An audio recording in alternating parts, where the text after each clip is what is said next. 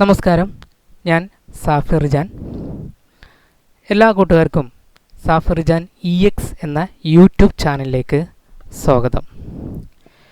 ഇന്ന് നമ്മൾ പറയാൻ പോകുന്നത് പീച്ച്ട്രീ എന്ന അക്കൗണ്ടിംഗ് സോഫ്റ്റ്വെയറിനെ കുറിച്ചാണ്. നമ്മൾ ഇതിന് മുൻപ് അപ്ലോഡ് ചെയ്ത വീഡിയോകളെല്ലാം ടാലിയുമായി ബന്ധപ്പെട്ടതായിരുന്നു. അപ്പോൾ ടാലി ERPയിലെ നമ്മൾ ഒരുവിധം ക്ലാസ്സുകൾ നമ്മൾ ചെയ്ത് വെച്ചിട്ടുണ്ട്. അപ്പോൾ നിങ്ങൾക്ക് ഡീറ്റെയിൽ ആയിട്ട് ആ വീഡിയോസുകളൊക്കെ കാണണമെങ്കിൽ ഈ ചാനലിൽ തന്നെ നിങ്ങൾ പ്ലേലിസ്റ്റിൽ പോയി കഴിഞ്ഞാൽ എല്ലാ ക്ലാസ്സുകളും ഓർഡറായിട്ട് തന്നെ നിങ്ങൾക്ക് കാണാൻ പറ്റും. പല ക്ലാസ്സുകളും നമ്മൾ ഡിസോർഡർ ആയിട്ടാണ് കൊടുത്തിട്ടുള്ളത്. അപ്പോൾ ഡീറ്റെയിൽ ആയിട്ട് നിങ്ങൾക്ക് ഓർഡറായിട്ട് തന്നെ കിട്ടണമെന്നുണ്ടെങ്കിൽ നിങ്ങൾ എന്ത് ചെയ്യുക, പ്ലേലിസ്റ്റിൽ പോയിട്ട് നിങ്ങൾ കറക്റ്റായിട്ട് കാണാം. അപ്പോൾ നമുക്ക് ക്ലാസ് സ്റ്റാർട്ട് ചെയ്യുന്നതിന് മുമ്പ് ഒരു കാര്യം നിങ്ങളോട് പറയാണ്. നിങ്ങൾ ഈ ചാനൽ ഇതുവരെ സബ്സ്ക്രൈബ് ചെയ്തിട്ടില്ലെങ്കിൽ തീർച്ചയായിട്ടും സബ്സ്ക്രൈബ് ചെയ്യുക. നിങ്ങൾക്ക് ഈ വീഡിയോ ഫുൾ കണ്ട ശേഷം ഇതിൻ്റെ നിങ്ങൾക്ക് യൂസ്ഫുൾ ആവും തോന്നുന്നുണ്ടെങ്കിൽ മറ്റു പലർക്കും നിങ്ങൾക്ക് എന്ത് ചെയ്യാം, ഷെയർ ചെയ്യാം. അപ്പോൾ പീച്ച്ട്രീ എന്ന് പറയുന്ന ഒരു പുതിയ അക്കൗണ്ടിംഗ് സോഫ്റ്റ്വെയറിനെ കുറിച്ചാണ് ഇന്ന് നമ്മൾ എന്ത് ചെയ്യാൻ പോകുന്നത്, ചർച്ച ചെയ്യാൻ പോകുന്നത്. ഇപ്പോൾ കമ്പ്യൂട്ടറൈസ്ഡ് അക്കൗണ്ടിംഗ് കോഴ്സുകളൊക്കെ എടുത്ത മിക്ക ആളുകൾക്കും ഇതിനെക്കുറിച്ച് ഒരു പക്ഷേ ധാരണ ഉണ്ടാവും. മുമ്പ് പഠിച്ചു കഴിഞ്ഞതായിരിക്കും, അല്ലെങ്കിൽ ഇപ്പോൾ പഠിച്ചുകൊണ്ടിരിക്കുന്നതായിരിക്കും. എന്തായിരുന്നാലും നമ്മൾ പീച്ച്ട്രീയെ കുറിച്ചൊന്ന് ഡീറ്റെയിൽ ആയിട്ട് വിശകലനം ചെയ്യാൻ പോവുകയാണ്. ഓക്കെ, അപ്പോൾ പീച്ച്ട്രീ എന്ന് പറയുന്ന ഒരു അക്കൗണ്ടിംഗ് സോഫ്റ്റ്വെയർ അല്ലേ, ഈ പീച്ച്ട്രീ എന്ന് പറയുന്ന അക്കൗണ്ടിംഗ് സോഫ്റ്റ്വെയർ ഒരു വിദേശ സോഫ്റ്റ്വെയറാണ്.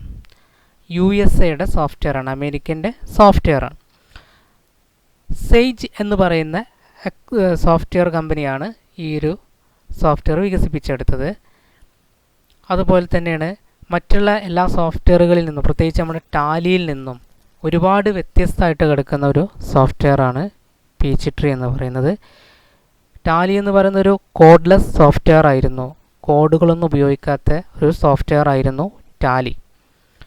നമുക്ക് കോഡിൻ്റെ ഒരു ആവശ്യം കമ്പൽസറി അല്ല, എന്നാൽ നമുക്കിവിടെ വളരെയധികം കമ്പൽസറിയാണ്. ഏതൊരു അക്കൗണ്ട് നമ്മൾ ക്രിയേറ്റ് ചെയ്യണമെങ്കിലും അതിനൊക്കെ കോഡ് ഉപയോഗിക്കണം. അപ്പോൾ കോഡിംഗ് സിസ്റ്റമാണ് നമ്മൾ പൊതുവെ പീച്ച്ട്രീയിൽ ഉപയോഗിക്കുന്നത്.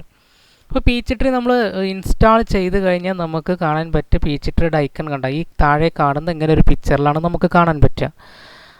അപ്പോൾ നമുക്ക് പീച്ച്ട്രീ ഓപ്പൺ ആക്കാം. പിന്നെ അതുപോലെ തന്നെ ഒരുപാട് വ്യത്യാസങ്ങളുണ്ട്, ടാലിയിൽ നിന്നൊക്കെ ഒരുപാട് വ്യത്യസ്തമുണ്ട്. അപ്പോൾ നമുക്ക് എങ്ങനെയായാലും പീച്ച്ട്രീ സ്റ്റാർട്ട് ചെയ്യാം. അപ്പോൾ ഞാനിതൊന്ന് എന്ത് ചെയ്യാൻ പോണ്, ക്ലോസ് ചെയ്യാൻ പോണ്.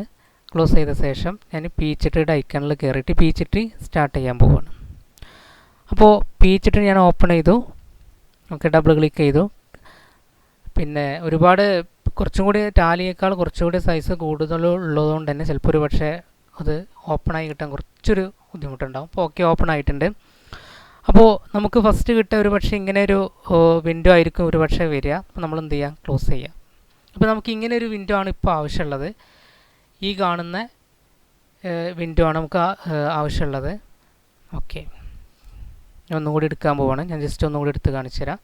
ഓക്കെ, ഫസ്റ്റ് ഓപ്പൺ ചെയ്യുക, ഡബിൾ ക്ലിക്ക് ചെയ്തു. പീച്ച്ട്രീ ഓപ്പണായി വന്നു. ഓക്കെ ഓക്കെ ഇതിങ്ങനെ ഒരു ഇത് ചോദിക്കുമ്പോൾ, ഓപ്ഷൻ ചോദിക്കുമ്പോൾ നിങ്ങൾ എന്ത് ചെയ്യുക, നോക്കി കൊടുത്താൽ മതി. ഇനി നമ്മൾ എങ്ങനെയാണ് ക്രിയേറ്റ് ചെയ്യാമെന്ന് വെച്ച് കഴിഞ്ഞാൽ കമ്പനിയാണ് ആദ്യം ക്രിയേറ്റ് ചെയ്യാൻ പോകുന്നത്. അപ്പോൾ പീച്ച്ട്രീയിൽ എങ്ങനെയാണ് കമ്പനി ക്രിയേഷൻ എന്നുള്ളതാണ് ഞാൻ ഫസ്റ്റ് പറയാൻ പോകുന്നത്.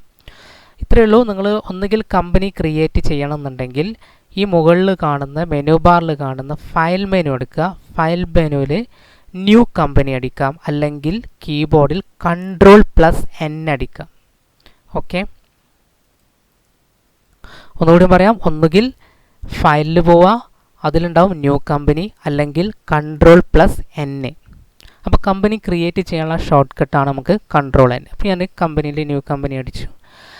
അതിൽ നമുക്ക് ചോദിക്കുന്നത് എന്താണെന്ന് വെച്ച് കഴിഞ്ഞാൽ, ഇതിൽ ഓൾറെഡി മുമ്പ് ഞാൻ ക്രിയേറ്റ് ചെയ്ത കമ്പനി ഇവിടെ ഓപ്പൺ ആയി കിടക്കേണ്ടത്, അത് ആ ഓപ്പൺ ആവുന്നതോട് കൂടി തന്നെയാണോ നമുക്ക് പുതിയ കമ്പനി ക്രിയേറ്റ് ചെയ്യേണ്ടതെന്നാണ് ചോദിക്കേണ്ടത്. അത് നിങ്ങളുടെ ഇഷ്ടം പോലെ എങ്ങനെയാണെന്ന് വെച്ചാൽ കൊടുക്കാം. ഓക്കെ, ഞാനിപ്പോൾ ഇതിൽ എന്ത് ചെയ്തു, നോ കൊടുത്തു. ഓക്കെ, അപ്പോൾ നമുക്ക് പുതിയ കമ്പനി ക്രിയേറ്റ് ചെയ്യാനുള്ള ഒരു വിൻഡോ വന്നു കഴിഞ്ഞു. അപ്പോൾ ഇതിൽ ഫസ്റ്റ് ഇവിടെ ക്രിയേറ്റ് എ ന്യൂ കമ്പനി എന്ന് പറയുന്നത് ഇവിടെ കാണിക്കുന്നുണ്ട്. ഇതിൻ്റെ തൊട്ട് താഴെ തന്നെ കാണിക്കുന്നുണ്ട് കമ്പനി നെയിംസ് ആൻഡ് അഡ്രസ്. താഴെ ബിസിനസ് ടൈപ്പ് കാണിക്കുന്നുണ്ട്. അക്കൗണ്ടിങ് മെത്തേഡ് ബ്രാക്കറ്റിലുണ്ട്, ക്യാഷ് ഓർ അക്രൂവൽ. അതുപോലെ തന്നെയാണ് അക്കൗണ്ടിങ് പീരീഡ്സ്, ഫിനാൻഷ്യൽ ഇയർ. അപ്പോൾ ഇങ്ങനെയുള്ള കാര്യങ്ങളൊക്കെ ഇവിടെ കാണിച്ചു തരുന്നുണ്ട്. നമുക്ക് ഈ കാര്യങ്ങളാണ് ഇതിൽ സെറ്റ് ചെയ്യാനുള്ളത്. അപ്പോൾ അത് ആദ്യം നമുക്ക് എന്ത് ചെയ്യണം, ഒരു ഇൻഡെക്സ് ആയിട്ട് നമുക്ക് കാണിച്ചു തരികയാണ്. അപ്പോൾ ഇവിടെ നമ്മൾ ചെയ്യേണ്ടത് നെക്സ്റ്റ് അടിക്കാം. ഓക്കെ, നെക്സ്റ്റിൽ കൊണ്ടുപോയിട്ട് ക്ലിക്ക് ചെയ്യാം. അപ്പോൾ ഇനി ഒരു പക്ഷേ നിങ്ങൾ നെക്സ്റ്റ് അടിക്കുന്നില്ല എന്നുണ്ടെങ്കിൽ, അതായത് നിങ്ങൾ മൗസ് ഉപയോഗിച്ചിട്ട് ക്ലിക്ക് ചെയ്യുന്നില്ല എന്നുണ്ടെങ്കിൽ നിങ്ങൾ ചെയ്യുക Alt+N അടിച്ചാൽ മതി. Alt+N ആണ് നമുക്ക് നെക്സ്റ്റ് അടിക്കാനുള്ള ഷോർട്ട് കട്ട്. ബാക്കൗട്ടിനെ തിരിച്ച് വരുന്നുണ്ടെങ്കിൽ Alt+B അടിക്കുക. അപ്പോൾ ഞാൻ എന്ത് ചെയ്തു, Alt+N അടിച്ചു.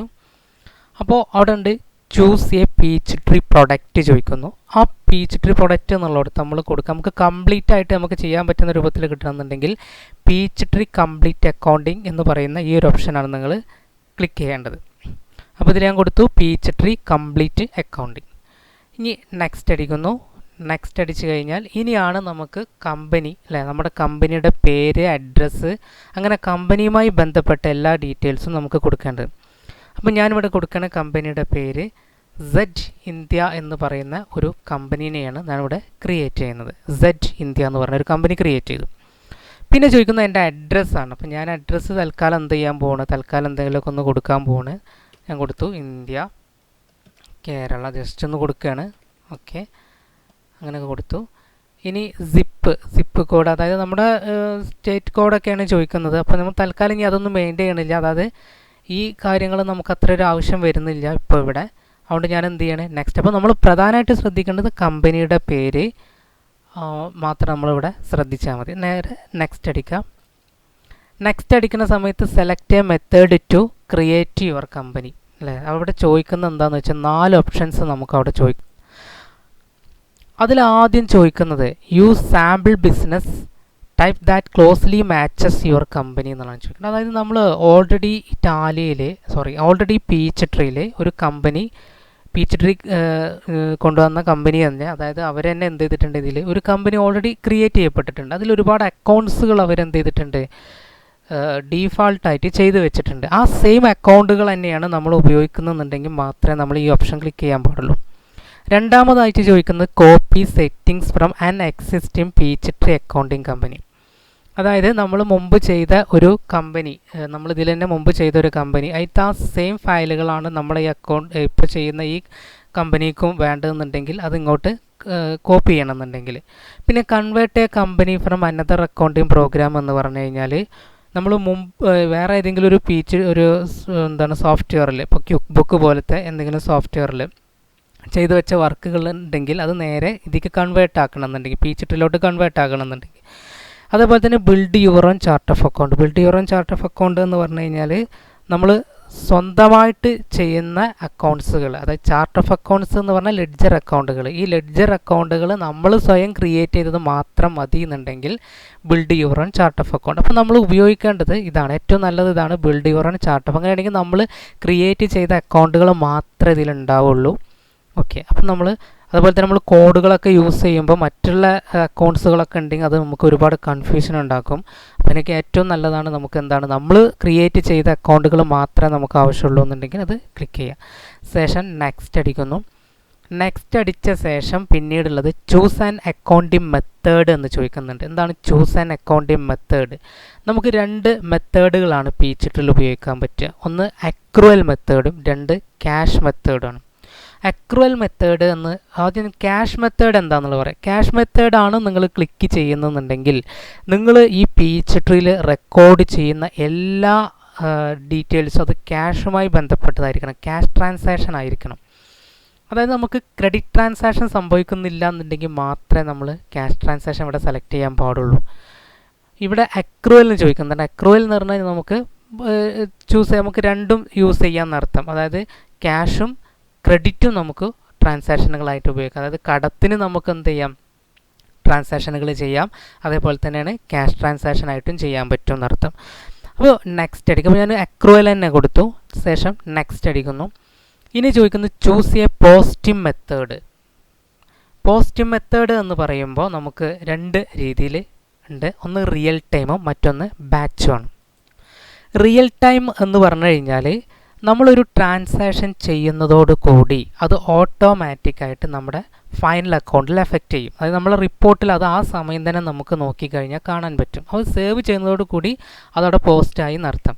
ഇനി രണ്ടാമതായിട്ട് ബാച്ച് ട്രാൻസാക്ഷൻ. ബാച്ചാണ് നിങ്ങൾ ക്ലിക്ക് ചെയ്യുന്നുണ്ടെങ്കിൽ എന്ത് സംഭവിക്കുമെന്ന് വെച്ച് കഴിഞ്ഞാൽ നിങ്ങൾക്ക് ഒന്നുകൂടി അത് തിരുത്താൻ വേണ്ടി, അതായത് നമ്മൾ ചെയ്ത ഒരു ട്രാൻസാക്ഷൻ സേവ് ചെയ്തു, പക്ഷേ സേവ് ചെയ്ത് നേരെ പോസ്റ്റായിട്ടില്ല, നമുക്ക് ഇനി എന്തെങ്കിലും തിരുത്തലുകൾ വരുത്താം.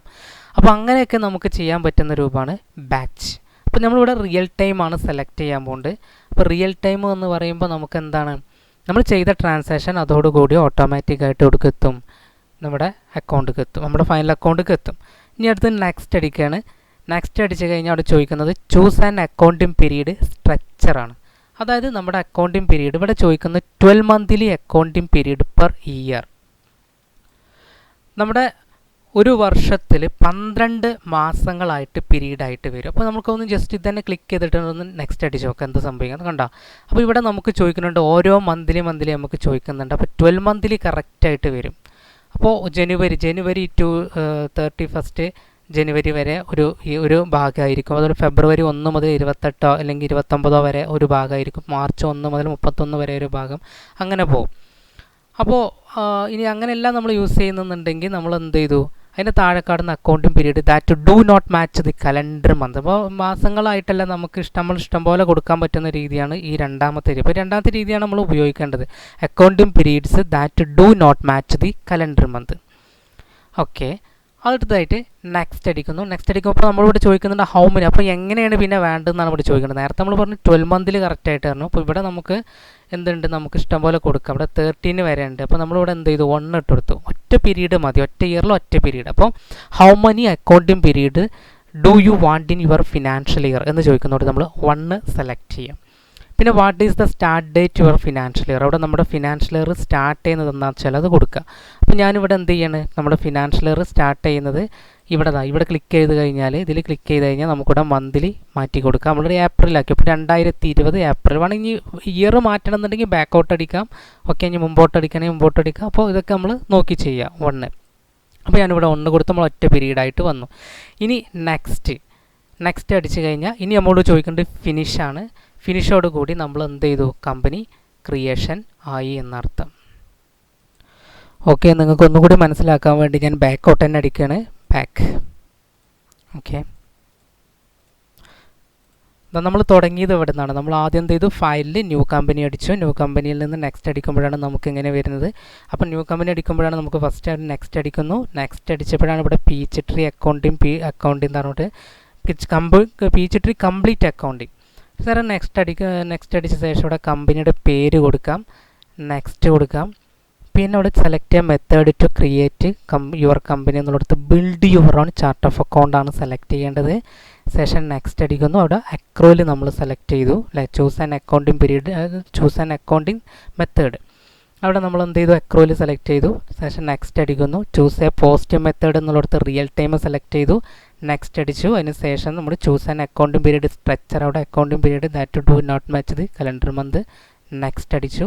അതിനുശേഷം നമ്മൾ കൊടുത്തത് specify the structure of your financial year. അവിടെ how many accounting period do you want in your financial year എന്നുള്ളത് 1 സെലക്ട് ചെയ്യാം. ശേഷം നമ്മൾ സെലക്ട് ചെയ്യേണ്ടത് what is the start date your financial year എന്നുള്ളതാണ്. അവിടെ നമ്മൾ നമ്മുടെ ഫിനാൻഷ്യൽ ഇയറിൻ്റെ സ്റ്റാർട്ട് ചെയ്യുന്ന ആ ടൈം കൊടുക്കുക, ആ ഡേറ്റ് കൊടുക്കുക. ശേഷം നെക്സ്റ്റ്. അപ്പം ചോദിക്കുന്നത് ഫിനിഷാണ്, ഞാൻ ഫിനിഷ് അടിക്കാൻ പോവുകയാണ്. ഓക്കെ, അപ്പോൾ ഫിനിഷ് ആയിക്കൊണ്ടിരിക്കുകയാണ്. അപ്പോൾ പെർസെൻറ്റേജ് ആയിട്ട് നമുക്ക് കാണിക്കുന്നുണ്ട് കമ്പനി ക്രിയേറ്റ് ആകുന്നുണ്ട്. അപ്പോൾ നമ്മൾ ടാലിയിലൊക്കെ ആണെന്നുണ്ടെങ്കിൽ നേരിട്ട് നമ്മൾ അടിക്കുമായിരുന്നു അല്ലേ. അപ്പോൾ ഇതിലൊക്കെ ഇങ്ങനത്തെ ഒരുപാട് വ്യത്യാസങ്ങളുണ്ട്. നമ്മൾ പിന്നെ ഓരോ കാര്യങ്ങൾ 1 by 1 ആയിട്ട് നമ്മളിങ്ങനെ ചെയ്ത് കൊടുത്താൽ മാത്രമേ നമുക്കതെന്താവുള്ളൂ, ചെയ്യാൻ സാധിക്കുള്ളൂ. ടാലി ആകുമ്പോൾ നമ്മൾ നേരിട്ട് ഒറ്റ ഷീറ്റായിട്ട് തന്നെയാണ് വരുന്നത്. അവിടെ നമുക്ക് ആവശ്യമുള്ള കാര്യങ്ങൾ നേരെ എൻ്റർ അടിച്ച് പോയി കഴിഞ്ഞാൽ മാത്രം അത് പെട്ടെന്ന് സേവ് ആവും. പക്ഷേ ഇത് നമുക്ക് ഒരുപാട് സ്റ്റെപ്പുകളുണ്ട്. പീച്ച്ട്രീയിലെ കമ്പനി ക്രിയേറ്റ് ചെയ്യണമെങ്കിൽ ഞാനിപ്പോൾ ഈ കാണിച്ച ഇങ്ങനെയുള്ള സ്റ്റെപ്പുകളാണുള്ളത്. അപ്പോൾ കമ്പനി നമുക്ക് സേവ് ആയി. അപ്പോൾ ഓപ്പൺ ആയിട്ടുണ്ട്, കമ്പനി ഓപ്പൺ ആയി. ഇപ്പോൾ കമ്പനി ഓപ്പൺ ആയി വന്നു കഴിഞ്ഞാൽ നമുക്ക് അതിന് ആദ്യം കാണിക്കുക ഇങ്ങനൊരു വിൻഡോ ആയിരിക്കും വരിക. ഇങ്ങനൊരു വിൻഡോ വന്നു കഴിഞ്ഞാൽ നമ്മൾ ചെയ്യേണ്ടത് ഇത് നമ്മൾ എന്ത് ചെയ്യാം, ഇങ്ങനെ ക്ലോസ് ചെയ്യുക. ഇത് വേണ്ട, നമുക്കിത് ആവശ്യമില്ല. അപ്പോൾ നമ്മളൊന്ന് എന്ത് ചെയ്തു, ക്ലോസ് ചെയ്തു. നമുക്ക് അതിനുശേഷം ചോദിക്കുന്ന സെറ്റപ്പ് ഗൈഡ് എന്ന് പറയുന്ന വിൻഡോ ഉണ്ട്. ഇതൊക്കെ എന്താ ചോദിക്കുന്നതെന്ന് വെച്ച് കഴിഞ്ഞാൽ ഓരോ കാര്യങ്ങളെക്കുറിച്ചുള്ള നമുക്കുള്ള കറക്റ്റ് നോട്ടാണ്. Customers, jobs, vendors, inventory and service, ഇതിനൊക്കെ കുറിച്ചുള്ള കറക്റ്റ് നോട്ട്സുകളാണ് ഇതൊക്കെ കാണിക്കുന്നത്. അപ്പോൾ ഇത് നമുക്ക് എന്ത് ചെയ്തു, ക്ലോസ് ചെയ്തു.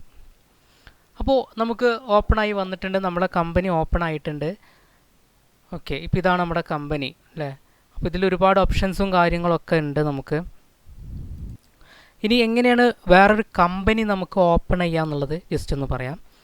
ഫയലിൽ ഓപ്പൺ പ്രീവിയസ് കമ്പനിയാണ് നമ്മൾ കൊടുക്കുന്നതെന്നുണ്ടെങ്കിൽ ഇതിന് തൊട്ട് മുമ്പ് ഏതായിരുന്നോ കമ്പനി, നമ്മളിപ്പോൾ ക്രിയേറ്റ് ചെയ്ത കമ്പനിക്ക് തൊട്ട് മുമ്പ് ഏതായിരുന്നോ നമ്മുടെ കമ്പനി, ആ കമ്പനി നമുക്ക് ഓപ്പൺ ചെയ്യാൻ പറ്റും. അതുപോലെ തന്നെയാണ് ഓപ്പൺ കമ്പനി ആണ് നമ്മൾ എടുക്കുന്നുണ്ടെങ്കിൽ നമുക്ക് എന്ത് ചെയ്യാം, ഓപ്പൺ കമ്പനി കൺട്രോൾ ഒ ആണ് ഓപ്പൺ കമ്പനിയുടെ നമുക്ക് അതിൻ്റെ ഷോർട്ട് കട്ട് എന്ന് പറയുന്നത്. അപ്പോൾ നമുക്ക് അതടിക്കണമെങ്കിൽ നമുക്ക് എന്ത് ചെയ്യാം, ഇതിൽ ഒരുപാട് കമ്പനികൾ നമുക്ക് കാണാൻ പറ്റും, അതൊക്കെ നമുക്ക് ഓപ്പൺ ചെയ്യാൻ പറ്റും. ഓക്കെ, അപ്പോൾ ഞാൻ എന്ത് ചെയ്യാൻ പോകുന്നത്, ഇതിന് open previous company Z India company തന്നെ നമ്മൾ ഓപ്പൺ ചെയ്തു. നമ്മുടെ ക്രിയേറ്റ് ചെയ്ത കമ്പനി തന്നെ ഞാൻ തൽക്കാലം ഓപ്പൺ ചെയ്തിട്ടുണ്ട്. ഓക്കെ, ഇനി നമുക്ക് വല്ല ചേഞ്ചസ് വരുത്തണം എന്നുണ്ടെങ്കിൽ, അതായത് നമ്മൾ കമ്പനിയിൽ എന്തെങ്കിലും പേരുകൾ, അപ്പോൾ നമ്മൾ ക്രിയേറ്റ് ചെയ്ത കമ്പനിയുടെ പേരിൽ എന്തെങ്കിലും ചേഞ്ചസോ കാര്യങ്ങളൊക്കെ ചെയ്യണമെന്നുണ്ടെങ്കിൽ മെയിൻറ്റെയിനിൽ വരിക. മെയിൻറ്റെയിനിൽ വന്നു കഴിഞ്ഞാൽ നമുക്ക് പിന്നെ എന്ത് ചെയ്യാൻ പറ്റും, കമ്പനിയുടെ ഡീറ്റെയിൽസൊക്കെ കാണാൻ പറ്റും. ചേഞ്ച് ചെയ്യണമെന്നുണ്ടെങ്കിൽ നമ്മൾ ചെയ്യേണ്ടത് പിന്നെ ഓക്കെ മെയിൻറ്റെയിൻ തന്നെ കാണുന്ന കമ്പനി ഇൻഫർമേഷനിൽ വരിക. അപ്പോൾ അതിൽ വന്നു കഴിഞ്ഞാൽ നമ്മൾ പിന്നെ ഇവിടെ കാണാൻ പറ്റും നമ്മുടെ കമ്പനിയുടെ പേര്, എന്തെങ്കിലും ചേഞ്ചസ് വരുത്തണമെങ്കിൽ ചേഞ്ച് വരുത്തിയതിന് ശേഷം നമ്മൾ എന്ത് ചെയ്യാം, ഓക്കെ അടിക്കുക. അപ്പോൾ ഇവിടെ താഴെ കാണിക്കണമെങ്കിൽ പോസ്റ്റ് മെത്തേഡിൽ എന്തെങ്കിലും മാറ്റങ്ങൾ വരുത്തണമെന്നുണ്ടെങ്കിൽ നമുക്കങ്ങനെ വരുത്താം. അത് പോസ്റ്റ് മെത്തേഡ് എന്ന് പറഞ്ഞാൽ നമ്മൾ റിയൽ ടൈം ആണ് കൊടുത്തത്, ബാച്ചാക്കി മാറ്റാൻ ഇവിടുന്ന് സെലക്ട് ചെയ്യാം. പിന്നെ അതേപോലെ തന്നെയാണ് ഡയറക്റ്റ് ഡെപ്പോസിറ്റ്, അതേപോലെ തന്നെയാണ് പീച്ച്ട്രീ മാനേജ് പേറോൾ. ഇതൊക്കെ എന്തെങ്കിലും ചേഞ്ചസ് വരുത്തണമെങ്കിലൊക്കെ നമുക്ക് എന്ത് ചെയ്യാം, ഇവിടെ ക്ലിക്ക് ചെയ്തുകൊണ്ട് കൊടുത്താൽ മതി. അതുപോലെ തന്നെയാണ് പിന്നെ ഇതിൽ പീച്ച്ട്രീയിൽ നമ്മൾ നൽകിയ ഡേറ്റ്, അതായത് ഫിനാൻഷ്യൽ ഇയർ നമുക്ക് ഒരിക്കലും ചേഞ്ച് ചെയ്യാൻ പറ്റില്ല. ബാക്കിയുള്ള എല്ലാ കാര്യങ്ങളും കമ്പനിയുടെ പേരും അഡ്രസ്സും കാര്യങ്ങളൊക്കെ നമുക്ക് ചേഞ്ച് ചെയ്യാൻ സാധിക്കും. ഓക്കെ, അപ്പോൾ ഇനി കൂടുതലുള്ള കാര്യങ്ങൾ നമുക്ക് അടുത്ത വീഡിയോയിൽ നമുക്ക് കൂടുതലായിട്ട് ചർച്ച ചെയ്യാം. എങ്ങനെയാണ് അക്കൗണ്ട്സ് ക്രിയേറ്റ് ചെയ്യുക എന്നുള്ളത്, അല്ലെങ്കിൽ കസ്റ്റമേഴ്സിനെ ക്രിയേറ്റ് ചെയ്യാനുള്ളത്, അങ്ങനെയുള്ള കാര്യങ്ങളൊക്കെ നമുക്ക് ഇനി അടുത്ത വീഡിയോസുകളിൽ പറയാം. ഓക്കെ, അപ്പോൾ ഇതെല്ലാവർക്കും മനസ്സിലായി എന്നുള്ളത് കരുതുന്നു. അപ്പോൾ എല്ലാവർക്കും നന്ദി, നമസ്കാരം.